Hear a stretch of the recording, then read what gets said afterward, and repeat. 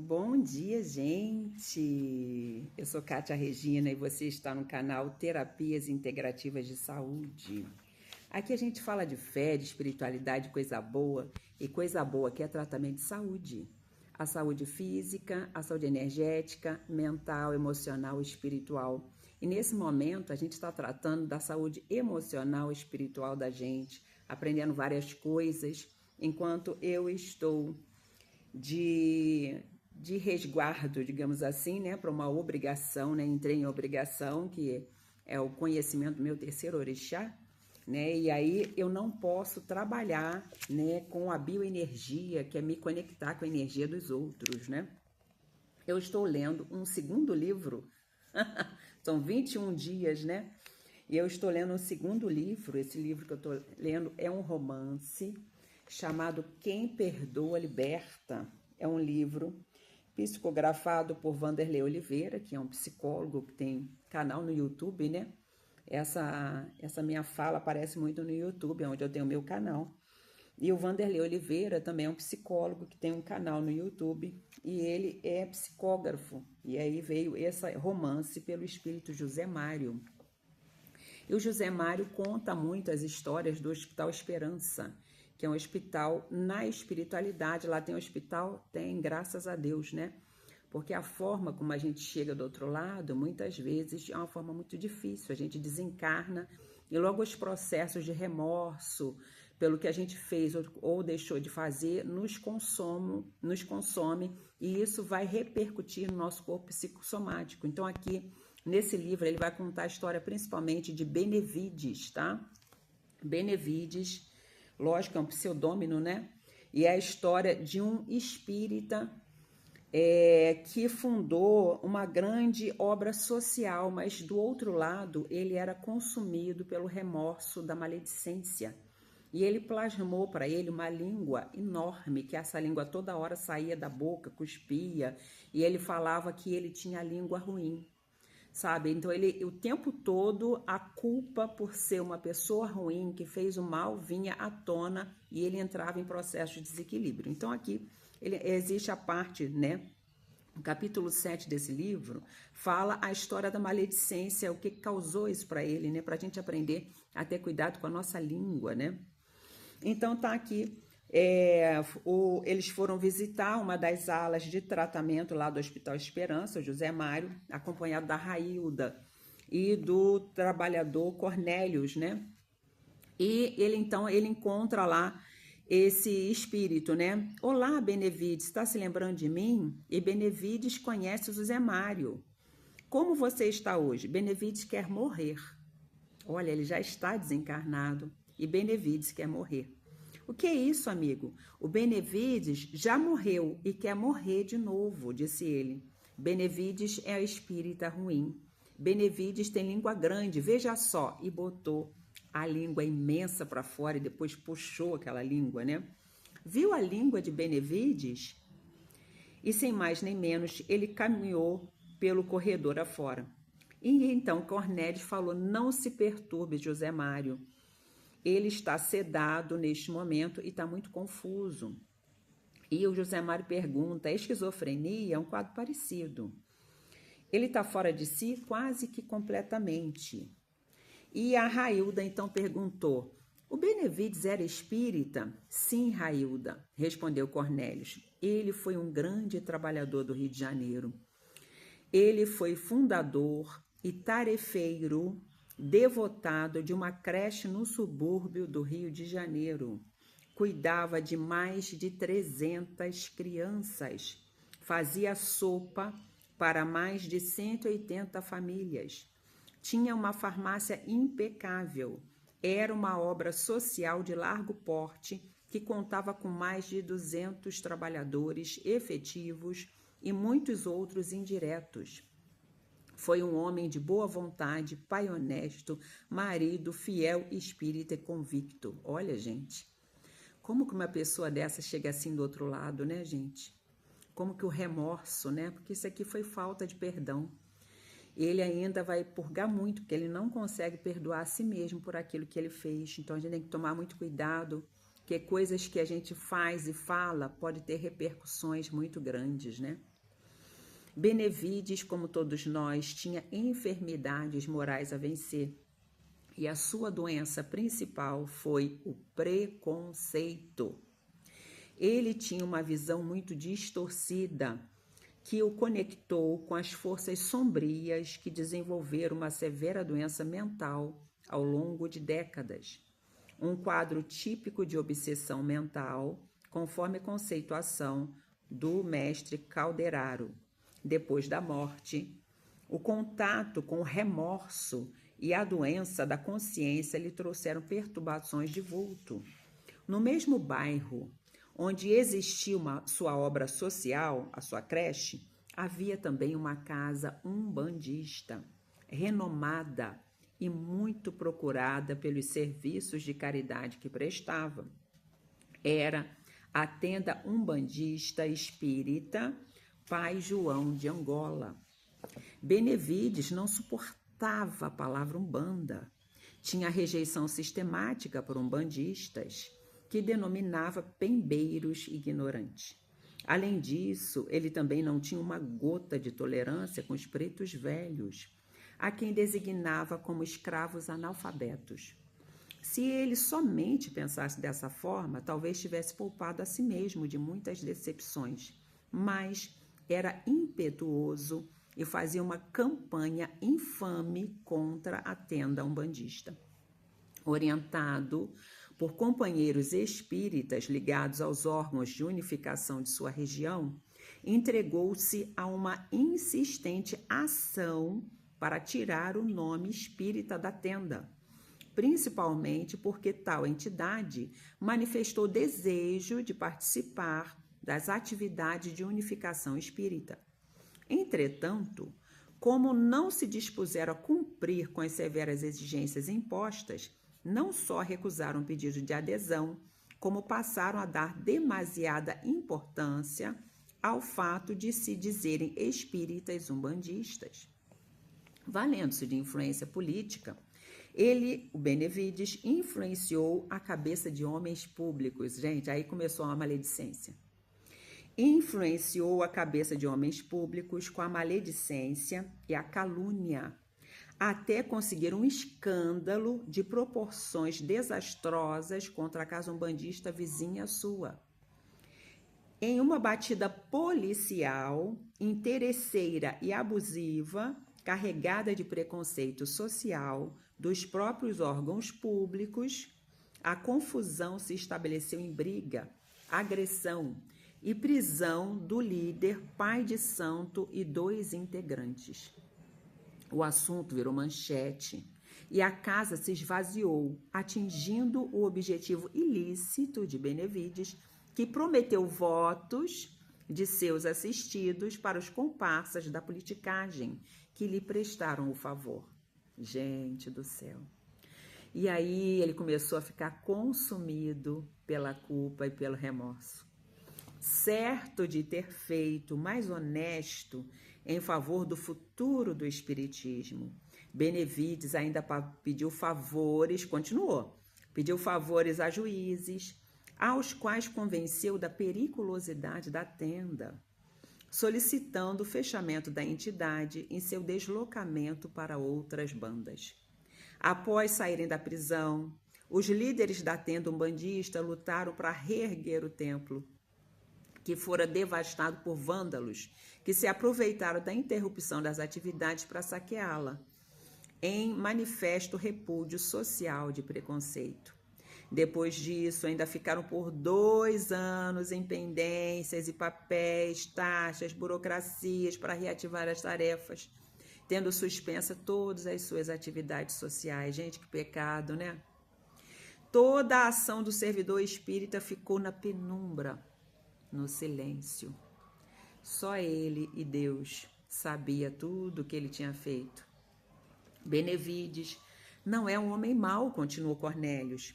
Ele tinha noção de que o episódio, mas ele não tinha noção de que o episódio pudesse chegar a tanto. Ele não esperava que tivesse essa repercussão.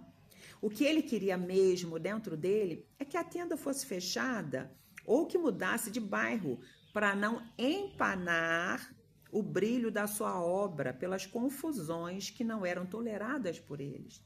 Então, a creche dele era uma creche espírita e a tenda também era a tenda espírita. Então, ele não queria confundir o espiritismo dele, que era kardecista, com o espiritismo do outro, que era da Umbanda.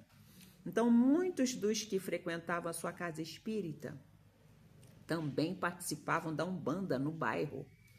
A obra social dos umbandistas incomodava Benevides. Toda sexta-feira, mais de 140 médios incorporavam os pretos velhos para diálogo com o povo.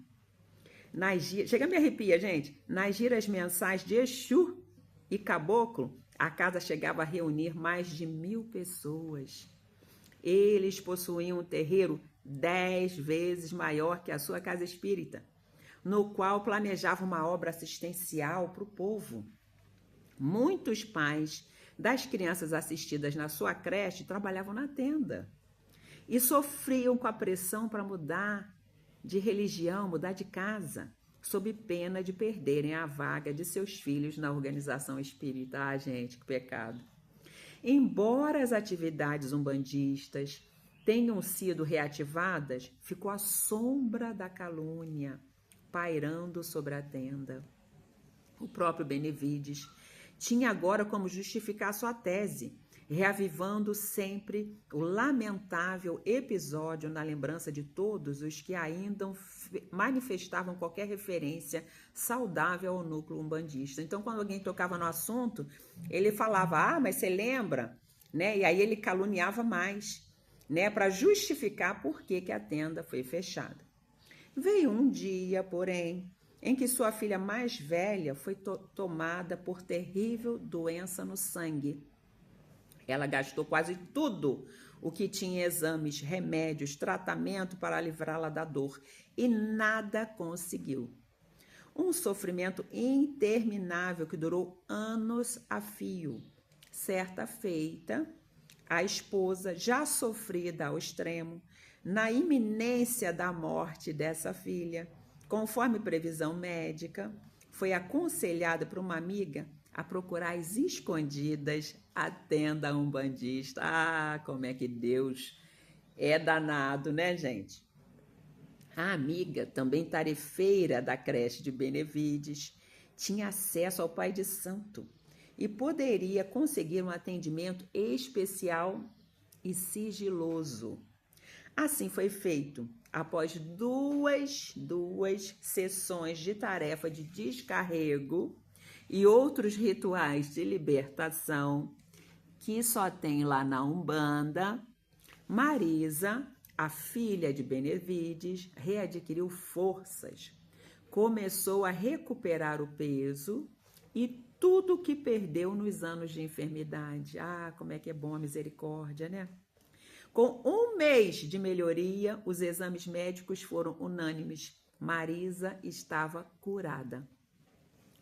E estava mesmo, porque, na verdade, o diagnóstico médico de leucemia linfóide nada mais era que um pequeno aparelho similar a uma agulha de costura conectada em sua medula. Gente, era um chipzinho espiritual do mal, colocado lá por adversários das sombras e retirado nos serviços protetores da abençoada tenda umbandista.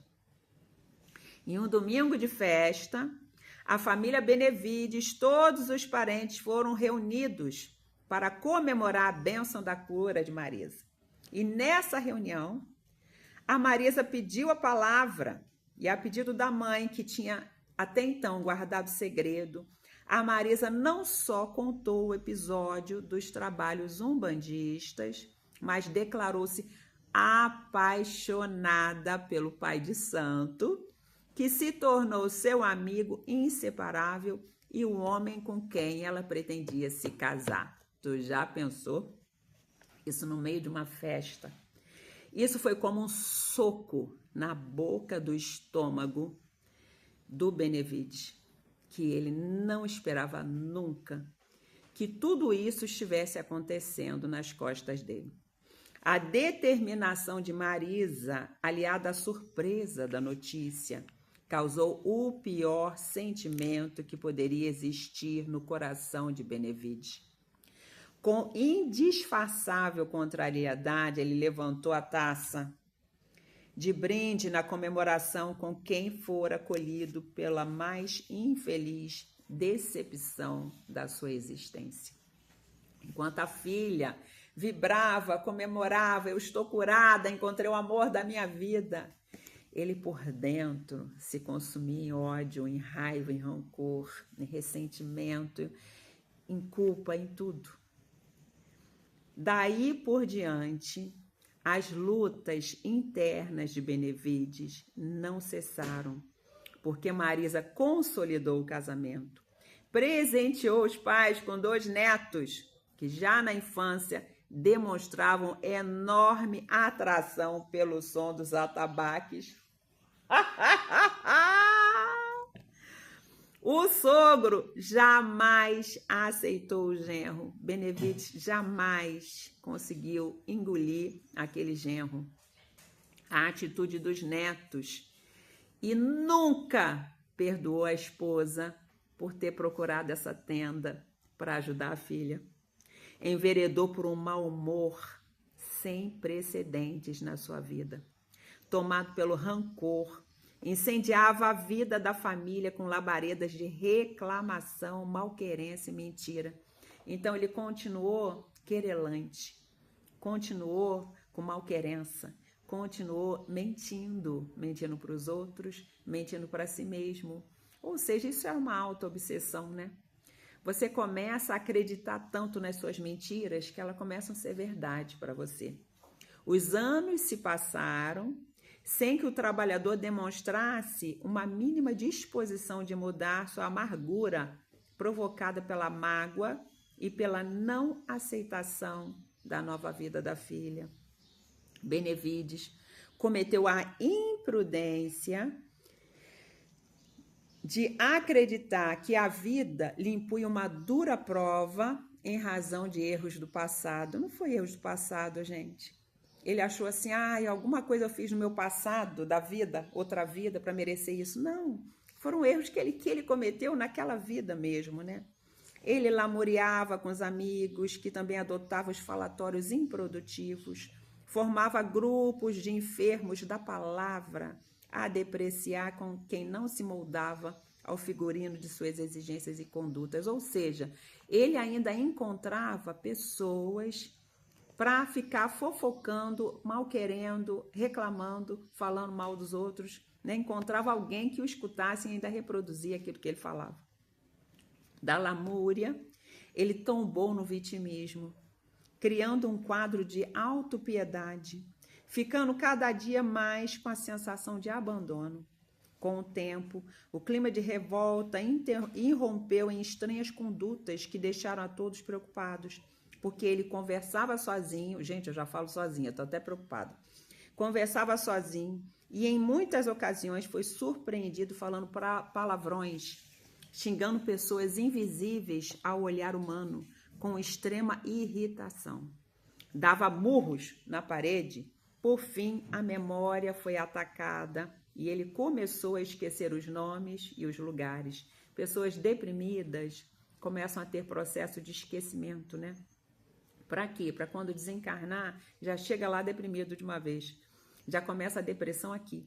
E pequenos incidentes começaram a surgir até o momento em que ele não sabia mais como voltar sozinho para casa e ficava perdido na rua. Algumas vezes falava que sua mentora o chamava a lugares desertos para nada. E ficou então clara a sua condição de perturbação mental. Quanta dor, falou Railda. A maledicência é realmente um dos mais tristes descuidos humanos. É verdade, Railda. Benevides caiu em uma das mais sutis armadilhas nas quais valorosos espíritas estão sucumbindo. A maledicência é realmente uma armadilha cruel. Não se trata da maledicência, Railda. Como? A armadilha a que me refiro não é o uso indevido da palavra. É o preconceito? Também não. observando que Cornélio instigava a capacidade de pensar em todos, um outro espírito chamado Juliana arriscou participar. Não seria revolta? Também não. Então só pode ser arrogância, disse José Mário. Tudo o que vocês apontaram esteve presente na vida moral de Benevides. Ele, porém, foi vítima de uma questão muito sutil nas fileiras religiosas que necessita ser muito estudada e divulgada para diálogo. Por isso que eu estou aqui falando. Principalmente nos ambientes religiosos, né? Nosso irmão padece de uma enfermidade da qual pouquíssimas pessoas na Terra estão conseguindo escapar, que se chama descrença. Quando nos fixamos no lado sombrio da vida, nada mais fazemos que deixar de acionar nosso potencial de fé. A fé é o alimento divino da alma, que vitaliza e conecta com a essência luminosa a vida. Sem esse sentimento em ação, enredamos na morte interior. Acreditar na parte melhor das pessoas, ser indulgente com as imperfeições, apoiar sempre, mesmo quando alguém falha, constituem caminhos de aplicação libertadora nos rumos da fé viva. A misericórdia nada mais é que acreditar na luz. Gente, que coisa, né? E aí é um capítulo maravilhoso, né, que pergunta qual o conceito de caridade descrito por Jesus, né? Por Jesus não, pelos espíritos, né? Benevolência para com todos, indulgência para as imperfeições dos outros e perdão das ofensas. Caridade não é só doar um monte de vaga em creche. Caridade não é só você doar um monte de cesta básica. Caridade é você ter benevolência, é você ter indulgência com as imperfeições dos outros e você perdoar as ofensas, né? Então, gente, então tá aí, tá? Essa história do Benevides, né?